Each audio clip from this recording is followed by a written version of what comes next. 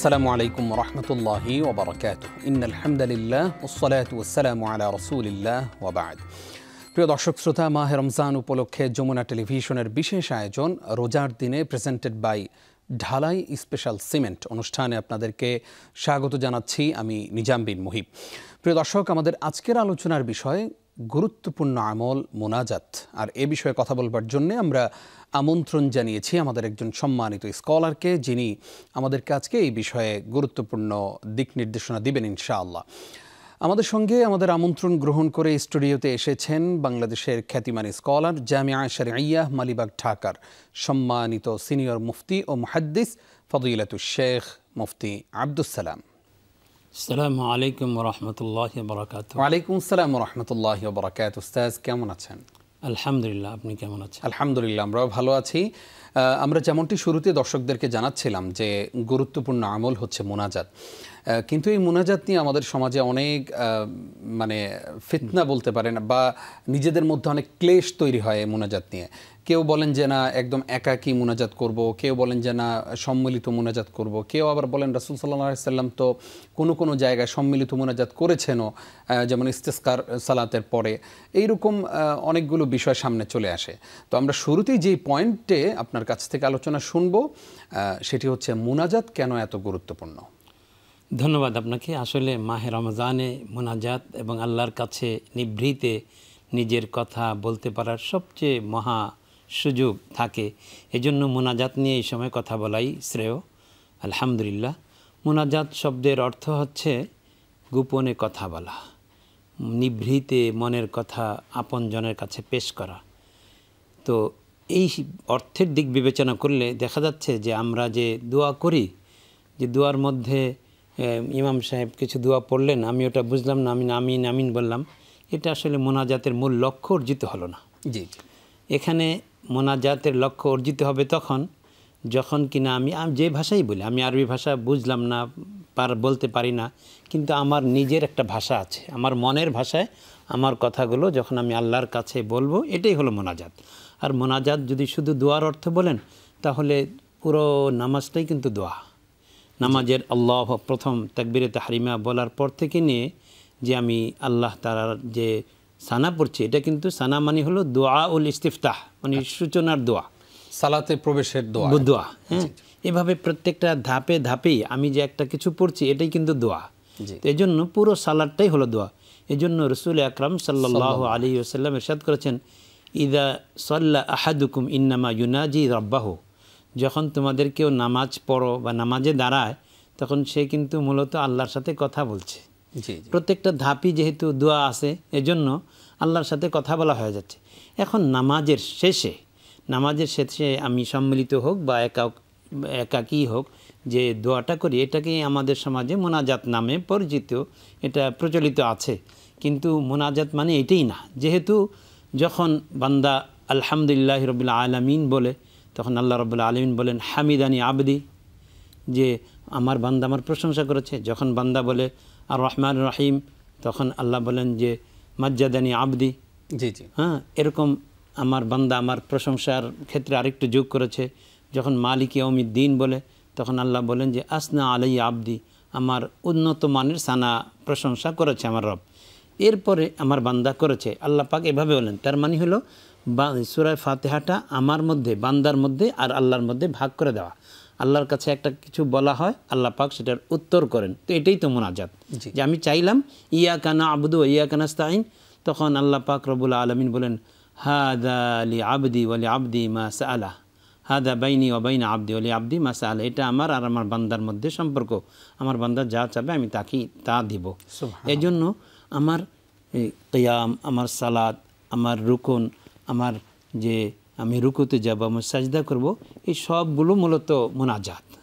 এজন্য দেখা যায় যে রাসূল আকরাম সাল্লাল্লাহু আলাইহি ওয়াসাল্লাম নামাজের মধ্যে, বিশেষ করে নফল নামাজে, ফরজে এটা করতেন না। এজন্য যে ফরজ নামাজ সাধারণত শরীয়তের ইচ্ছে হলো যে ফরজ নামাজ যেখানে ফাইন্না ফিহিমুদ দাঈফ ওয়াল কাবীর, হ্যাঁ, আল হাজিল, এই জাতীয় যে দুর্বল লোকেরা আছেন, অসুস্থ লোকেরা আছেন, মারিজ লোকেরা আছেন, সুতরাং এই জন্য ফরজকে খুব শর্টকাট পড়ার শরীয়তে। ইদা সাল্লা লিনাফসি ফালিয়ুতাবিল মাশা ওয়াইদা সাল্লা ওয়াইদা আম্মা আহাদুকুম ফালিখাফিফ, যখন তোমাদেরকেও কারো ইমাম হও তখন হালকাভাবে ধীরে সুস্থে একেবারে তাড়াতাড়ি পড়ে নিও, অত লম্বা করতে যাও না। আর যখন নিজের নামাজ পড়বে তখন লম্বা করো। তো এই জন্য দেখা যায় নবীজি সাল্লাল্লাহু আলাইহি ওয়াসাল্লাম যখন নফল সালাত আদায় করতেন, সাজদার মধ্যে এক আয়াতে দোয়া করতে করতে সারা রাত পার করে দিতেন। ইন তুআযিবহুম ফাইন্নাহুম ইবাদুক ওয়া ইন তাগফির লাহুম ফাইন্নাকা আনতাল আজিজুল হাকিম। হে আল্লাহ, যদি আপনি ক্ষমা করে দেন তাহলে তো আপনি সক্ষম, আর যদি আপনি আযাব দেন তাহলে আপনাকে বারণ করার তো কেউ নেই, আপনি সব কিছুর ক্ষমতা, আপনি মাফ করলেও আপনি ক্ষমাশীল, আর মাফ না করলেও আপনি ক্ষমতাবান যে আপনি শাস্তি প্রয়োগ করতে পারবেন। শুধু এই আয়াত পরেই এই দোয়া করেই নবীজি সাল্লাল্লাহু আলাইহি ওয়াসাল্লাম রাত পার করে দিয়েছেন, সাজদা শেষ হয়ে গেছে। তো এই সাজদার মধ্যেও তো দোয়া করা যায়। তো এই যে দোয়াটা আমাকে শুধু নামাজের পরে মোনাজাতের এভাবেই করতে হবে এমন কথা নয়, বরং সাজদার মধ্যেও দোয়া করা যায়। তবে যেহেতু সাজদাটা ইবাদত, আর ইবাদতের ভাষা হলো আরবি, এই জন্য সাজদার মধ্যে আবার আরবি ভাষাবিহীন অন্য ভাষায় করলে নামাজটা ফাসিদ হয়ে যাবে, নষ্ট হয়ে যাবে। এই জন্য সালাতের মধ্যে পুরো অংশটাই আগাগোড়াটাই হলো দোয়া। কিন্তু তারপরেও রাসূল আকরাম সাল্লাল্লাহু আলাইহি ওয়াসাল্লামকে জিজ্ঞাসা করা হয়েছে, আইয়ুদ দুআই আসমা, কোন দোয়া আল্লাহ বেশি শোনেন, কবুল করেন? তখন বলা হলো জাওফুল লাইলিল আখির, রাতের শেষ প্রহরের দোয়া, আর দুবরা কুল্লি সালাতিন মাকতুবাতিন, প্রত্যেক ফরজ নামাজের পরের দোয়া। তো এটা হলো এই যে নামাজের ভেতর যে আমি দোয়া পড়ছি, এটা হলো ইবাদতের দোয়া। আর এরপরে নামাজ সালাম ফিরিয়ে নিলাম, এরপরে যে আমি মোনাজাত বা আমরা যেটা বলি দোয়া করছি, এটা হলো ইবাদতে সানিয়া, যে আমি আল্লাহ তাআলার হুকুম পালন করলাম, এখন যদি আমি আল্লাহর কাছে চাই আল্লাহ আমাকে দেবেন। তো এই জন্য এই মোনাজাতের মধ্যে কি হয় যে মানুষ তার একেবারে চূড়ান্ত বিনয় প্রকাশ করে যে আল্লাহ, আমি তো কিছুরই মালিক না, আপনার সব খাজানা এবং ভান্ডারের মালিক তো আপনি, আমার এটার দরকার, আল্লাহ দেন। যেমনটা আল্লাহ রাব্বুল আলামিন প্রত্যেক রাতে ইন্নাল্লাহ তাবারাকা ওয়া তাআলা ইয়ানজিলু ফি কুল্লি লাইলাতিন ইলা সামাই দুনিয়া ওয়া ইউনাদি আলা হাল মিন মুস্তাগফিরিন ফাগফিরুল্লাহ, হাল মিন মুবতালান ফাউআফিয়া, হাল মিন মুস্তারজিকিন ফারজুকা, আলা কাজা হাত্তা ইয়াতলু আল ফজর, মানে ফজর পর্যন্ত আল্লাহ তাআলা ডাকতেই থাকেন এসে যে আমার কাছে কেউ ক্ষমা চাবে আমি ক্ষমা করব, রিজিক চাইবে আমি রিজিক দিব, অসুস্থ কেউ চাইলে আমি তাকে ভালো করে দিব, অসুস্থতা থেকে মুক্তি চাও আমি তাকে সুস্থ করে দিব। তো এই জাতীয় বান্দা আল্লাহ পাক রব্বুল আলামিন তাকে ডাকেন, তুমি আসো আমার কাছে আসো। তো ওই সময়ে যে দোয়া এটা আল্লাহ তাআলা কবুল করেন। স্পেসিফিক আপনার কাছে আমরা জানতে চাই যে আপনি তো তাহাজ্জুদের কথা বললেন, শেষ সময়ের এই সময়ের দোয়াগুলো আল্লাহ কবুল করেন, আমাদের সিজদায় দোয়া কবুল হয়। এর বাইরে মাহে রমজানের এই সময়টাতে আমরা কোন কোন সময় দোয়া করতে পারি যখন আল্লাহ তাআলা দোয়া কবুল করেন? মাহে রমজানের সবচেয়ে মুখ্যম সময় হলো লিসাইমি ক্বাবলা ফিতরিহি দাওয়াতুন মুস্তাজাবাতুন। রাসূল আকরাম সাল্লাল্লাহু আলাইহি ওয়াসাল্লাম বড় চমৎকার সময় সুযোগ করে দিয়েছেন, বলেছেন যে রোজাদারের দোয়া ইফতারের পূর্বে কবুল হয়। এখন আমাদের দেশে একটা রেওয়াজ আছে যে আমরা যখন ইফতারের আয়োজন করি তখন ইফতারের অনেক পূর্বে 10-15 মিনিট পূর্বে একটা সম্মিলিত মোনাজাত দেয়, তো যারা উপস্থিত হন তারা আমিন আমিন বলে এটা শেষ করে দেন। অথচ ইফতার গ্রহণ করার মুহূর্তের দোয়া, মানে যখন আমি ইফতার গ্রহণ করব ওই সময়টাতে আল্লাহ পাক রব্বুল আলামিন আমার কলবের দিকে তাকাচ্ছেন, আমাকে দেখছেন যে আমার বান্দা সময় হওয়ার কত অপেক্ষা করলো, তাহলে সে আমার খাঁটি বান্দা। তো এই জন্য ওই সময়টাতে একাকী দোয়া করে, এটা হলো রাসূল আকরাম সাল্লাল্লাহু আলাইহি ওয়াসাল্লাম সুন্নাহ। ইজতিমাই দোয়া এটা আমরা করে থাকি, কিন্তু এটার মধ্যে রূহ না, আসল রূহ হলো যে যখন ইফতারের সময় হয়ে যাবে, আমাদের দারুল উলুম দেওবন্দের উস্তাদ মুহতারাম হযরতুল আল্লামা সাঈদ আহমদ পালানপুরি রাহিমাহুল্লাহ তিনি আমাদেরকে সবকে এই কথা বলেছেন যে মানুষ ভুল করে যে বেশ আগেই মনে করে যে ইফতারের সময় হয়ে গেছে তো দোয়া করে নি। আসলে ইফতার গ্রহণ করার পূর্ব মুহূর্তের দোয়া এটা হলো আল্লাহর কাছে সবচেয়ে প্রিয় এবং কবুল হওয়ার দোয়া, কবুল হবে এমন সময়ের দোয়া। এই জন্য ওই সময়টাতে যে আমি যখন কথার কথা 6:10 হয়ে গেল তো ইফতারের সময় হলো, আমি ওই সময় একটু আল্লাহর কাছে মোনাজাত তুলেই হোক নীরবে মোনাজাত, হাত পরিবারের সবাই নিয়ে আমরা ওই সময় মোনাজাত করতে পারবো না, তা পারবো, ঠিক আছে, কিন্তু মানে দোয়াটা যেন হয় রূহ ভিত্তিক, অর্থাৎ এমনভাবে যে প্রত্যেকেই আমি দিলের কথা বলছি, এমন নয় যে একটা ফর্মালিটি হয়ে গেল। ফর্মালিটি হলে কি হয়, হাদিসের মধ্যে আছে রাসূল সাল্লাল্লাহু আলাইহি ওয়াসাল্লাম ইরশাদ করেছেন ইন্নাল্লাহা লা ইয়াস্তাজিবু আন কলবিল লাহিন, যে অমনোযোগী ব্যক্তির দোয়া আল্লাহ তাআলা কবুল করেন না। তো সম্মিলিত মোনাজাতের মধ্যে হয় কি, একজন বলতে থাকেন, তিনি বুঝেন, আর আমরা বুঝে না বুঝে আমিন আমিন বলি, তা দেখা যায় যে কি কথা বলছি এর প্রতি আমার কোনো রকমের অনুভূতি নেই।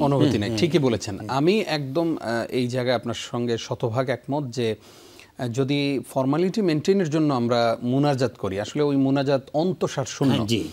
যেমন বাংলাদেশে যত ইফতার মাহফিল হয়, এই মানে ট্রেডিশনাল যে ইফতার মাহফিল, মূলত এখানে রাজনৈতিক একটা সমাবেশ থাকে, মিলন মেলায় পরিণত হয়, বন্ধু বান্ধবরা একসাথে হয়, এত গ্যাদারিং এবং এত কথাবার্তা হয় এই সময়টাতে, মানে ইফতারের পূর্বে যে আল্লাহ তাআলা কবুল করেন দোয়া, ওই ফিলিংসটাই থাকে না।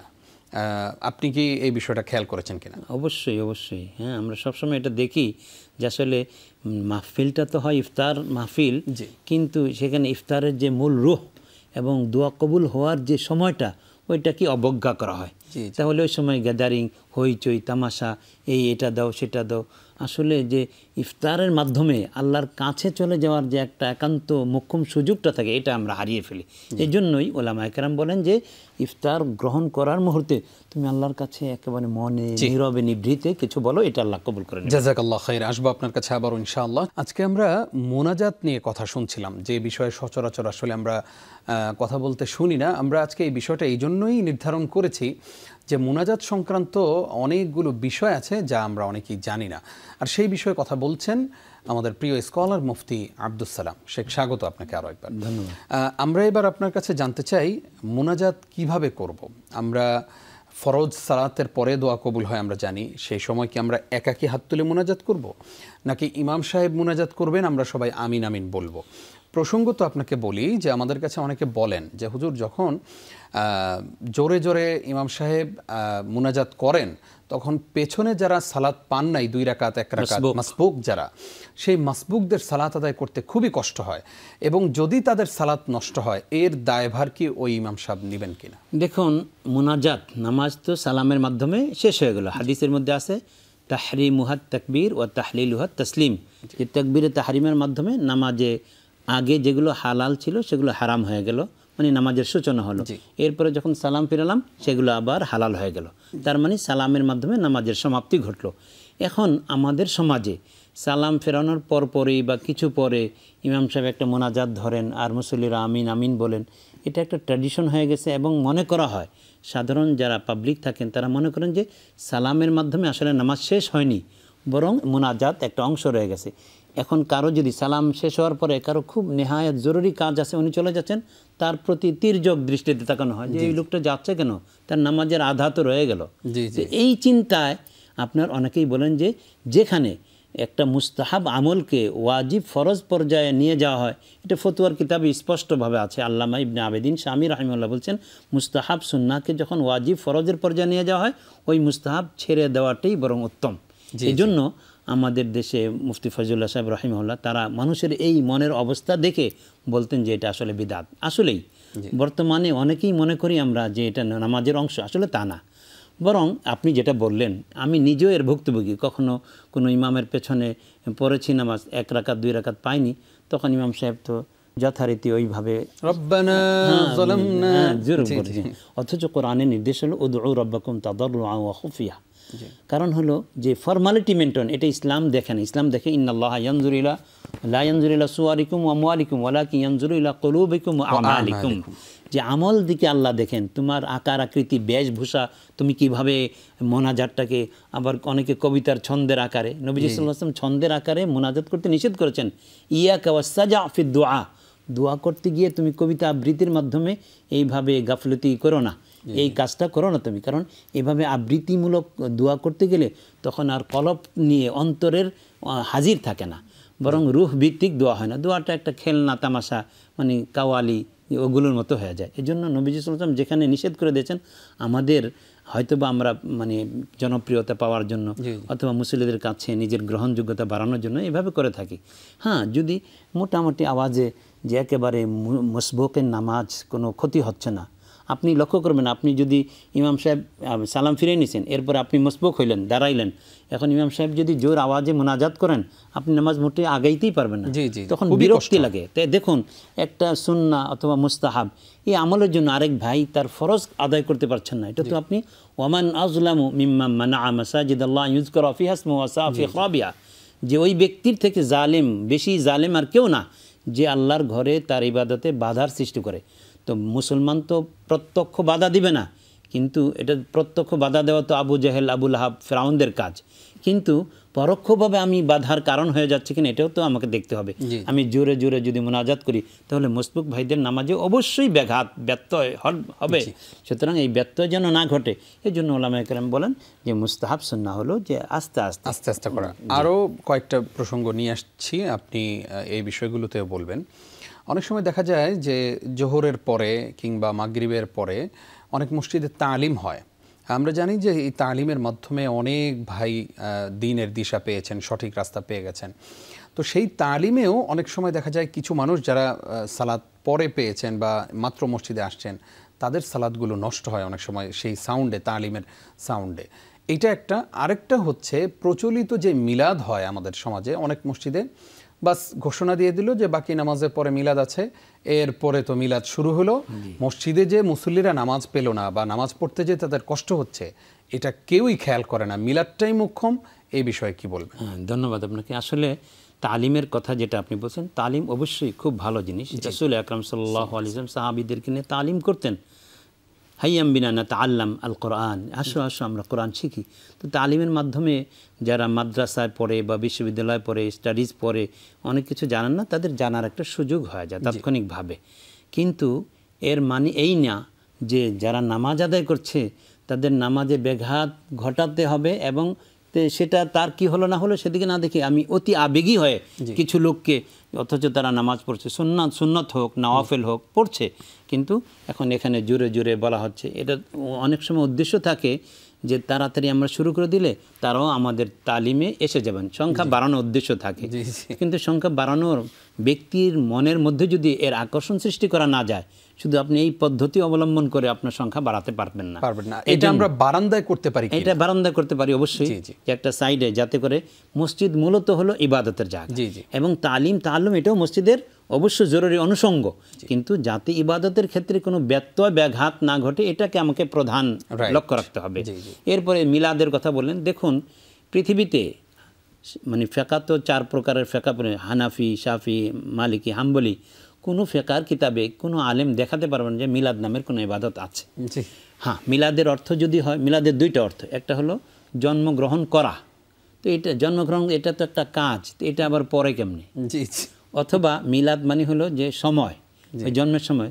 তো এটার দ্বারা উদ্দেশ্য হইতে পারে রাসূল সাল্লাল্লাহু আলাইহি ওয়াসাল্লামের জন্মকালীন সময় কি বরকাতগুলো প্রকাশ পেয়েছে সেগুলো বর্ণনা করা। তো এটা তো আলহামদুলিল্লাহ ভালো জিনিস, কিন্তু এটার নাম মিলাদ নয়, এটা যিকরু খাসাইসিন নবী সাল্লাল্লাহু আলাইহি ওয়াসাল্লাম। এই জন্য মিলাদ নামের কোনো ইবাদত কেউ দেখাতে পারবে না। হ্যাঁ, আমাদের দেশে মিলাদ নামে যা হয় সেটা হলো দুরুদ পড়া হয়, আর দুরুদ এভাবে জোরে মানে সবাই মিলে পড়ানো, এটা একরকমের জাহালত আর একটা বিদআত।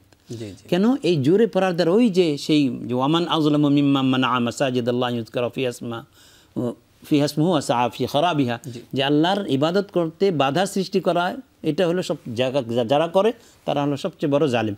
তো ইবাদত আপনার মিলাদ জোরে জোরে পাঠ করার মাধ্যমে এই গোলক ধাঁধার মধ্যে যে আল্লাহুম্মা বলে, এখানে এটা যদি শুদ্ধ করে পড়া হয় তাইলে অন্যদের ব্যাঘাত ঘটে, এই জন্য এটা নিষিদ্ধ হওয়া দরকার। আর দ্বিতীয় কথা হলো যে মিলাদটা যে পড়া হয়, যখন আপনার নাম কথার কথা যেই নামটা আছে আব্দুল্লাহ, হ্যাঁ, মুহিবুল্লাহ, নিজাম আছে, এখন আমরা যদি আপনাকে এভাবে নিজাম, তাহলে আপনি নিশ্চয়ই মনক্ষুণ্ণ হবেন। এখানে রাসূল মুহাম্মদ, এটা নবীজি সাল্লাল্লাহু আলাইহি ওয়াসাল্লাম, মুহাম্মদ মানে প্রশংসিত ব্যক্তি। পৃথিবীতে মুহাম্মদ সাল্লাল্লাহু আলাইহি ওয়াসাল্লামের চাইতে প্রশংসিত ব্যক্তি আর কেউ আসবেন না, আসেননি, তিনি একমাত্র প্রশংসিত ব্যক্তি। কারণ আল্লাহ তাআলা যাবতীয় গুণের সমাহার তার মধ্যে রেখেছেন, যে বাদাজ খুদা বুজুর্গ তুই কিসা মুখতাসার লা ইউমকিনুস সানাউ কামা কানা হাক্কাহু, যে পরিপূর্ণ গুণাবলীর সমাবেশ এমন সুন্দরভাবে ঘটেছিল তার মধ্যে, যার কারণে পৃথিবীর কেউ তার পুরাপুরি প্রশংসা করতে পারবে না, আল্লাহর পরে নবীজির স্থান, বাস এটাই সংক্ষেপ কথা। সুতরাং প্রশংসিত ব্যক্তি মুহাম্মদ সাল্লাল্লাহু আলাইহি ওয়াসাল্লাম, তার নামটাকে, তার উপর দুরূদ পাঠ করলে আল্লাহ পাক রব্বুল আলামিন আমার আমল কবুল করবেন, আমাকে 10টি নেকি দিবেন, 10টি গুনাহ মাফ করবে, আমার 10টা মর্যাদা বৃদ্ধি পাবে, আমার মনের মকসুদ পুরো হবে, আমার মনের পেরেশানি দূর হবে, আমার ঋণ আদায় হবে, ইত্যাদি অনেক কিছু আছে। কিন্তু এটা দুরূদের ক্ষেত্রে, এবং দুরূদটা আল্লাহুম্মা সাল্লি আলা মুহাম্মদ, এখন যদি দুরূদকে বিকৃতি বা তাহরিফ মূলক দুরূদ পড়ি, তাহলে সেই দুরূদ তো আমার জন্য এই ফলাফল বয়ে আনার পরিবর্তে আমার জন্য লানতের উল্টা বুমেরাং হবে। এই জন্য আমরা দেখা যায় মিলাদ নামের যে যা পড়া হয় সেখানে মুহাম্মাদ এভাবে ইত্যাদি ইত্যাদি বলে বিকৃতি করা হয়, তখন আমাদের খুব কষ্ট লাগে যে সরওয়ারে কায়নাত সাল্লাল্লাহু আলাইহি ওয়াসাল্লাম মান সাল্লা আলাইয়া ওয়াহিদান সাল্লাল্লাহু আলাইহি আশরান, যে আল্লাহর রাসূলের উপর যে একবার দুরূদ পড়বে আল্লাহ তাআলা তার উপর 10টি রহমত নাযিল করবেন। এই কাজগুলো আমরা করব না, এই কাজগুলো এইভাবে আমরা মিলাদ পড়ব না, আপনি সেটাই বুঝাতে চেয়েছেন। জাযাকাল্লাহ। আমরা অনুষ্ঠান শেষ করব, একদম সংক্ষেপে জানতে চাই রাসূল সাল্লাল্লাহু আলাইহি ওয়াসাল্লাম কোন কোন ক্ষেত্রে সম্মিলিত মুনাজাত করেছেন? কিছু ক্ষেত্রে সম্মিলিত মুনাজাত আছে, যেমন ইস্তিসকা সালাতে বৃষ্টির নামাজ। ইস্তিসকা মানে অনাবৃষ্টি হচ্ছে, তখন সবাইকে মাঠে নিয়ে গিয়ে একেবারে রাসূল সাল্লাল্লাহু আলাইহি ওয়াসাল্লাম চাচা আব্বাসকে নিয়ে যেতেন, এবং আল্লাহ পাক যেন কবুল করেন এই জন্য চাদরটাকে উল্টে দিতেন, যে অনাবৃষ্টির অবস্থা থেকে বৃষ্টির অবস্থা চলে আসুক। হাওয়ালা রিদা একটা পয়েন্ট, এটা ঈদের নামাজেও রাসূল আকরাম সাল্লাল্লাহু আলাইহি ওয়াসাল্লাম করেছেন, এবং মাঝে মাঝে জুমার সালাতেও, যেখানে মানুষের এই সমাগম হয়, এখন সেখানে মানুষের সম্মিলিতভাবে আল্লাহর কাছে একজনে সবার পক্ষ হয়ে কথাগুলো বলবেন, সবার কথা সেখানে একটাই থাকে। আর 5 ওয়াক্তের নামাজের পরে আমার চাওয়া আপনার চাওয়া সমান থাকবে না, কিন্তু অনাবৃষ্টির ইস্তেসকার সালাতের মধ্যে, সালাতুল কুসুফের মধ্যে, সালাতুল খুসুফের মধ্যে, চন্দ্রগ্রহণ সূর্যগ্রহণ এই জাতীয় নামাজের মধ্যে সবার চাওয়া একটা থাকে, আল্লাহ এই যে অন্ধকার দূর হয়ে আলোর ফলগু ধারা চলে আসুক, আলোর ঝলকানি চলে আসুক, সবার একসাথে সম্মিলিত মুনাজাত করা যাবে। এর বাইরে রাসূল আকরাম সাল্লাল্লাহু আলাইহি ওয়াসাল্লাম থেকে সম্মিলিত মুনাজাতের প্রচলন পাওয়া যায়। জাযাকাল্লাহ খাইর। উস্তাদ, সময় দেওয়ার জন্য আপনাকে ধন্যবাদ জানাচ্ছি। জাযাকুমুল্লাহ, বারাকাল্লাহু ফিক। প্রিয় দর্শক, এতক্ষণ যারা আমাদের সঙ্গে ছিলেন ধন্যবাদ জানাচ্ছি আপনাদেরকেও। আপনারা দেখছিলেন রোজার দিনে প্রেজেন্টেড বাই ঢালাই স্পেশাল সিমেন্ট। আজ এই পর্যন্তই, আগামীকালকের পর্ব দেখবার আমন্ত্রণ জানিয়ে নিজাম বিন মুহিব বিদায় নিচ্ছি। আসসালামু আলাইকুম ওয়া রাহমাতুল্লাহি ওয়া বারাকাতুহু।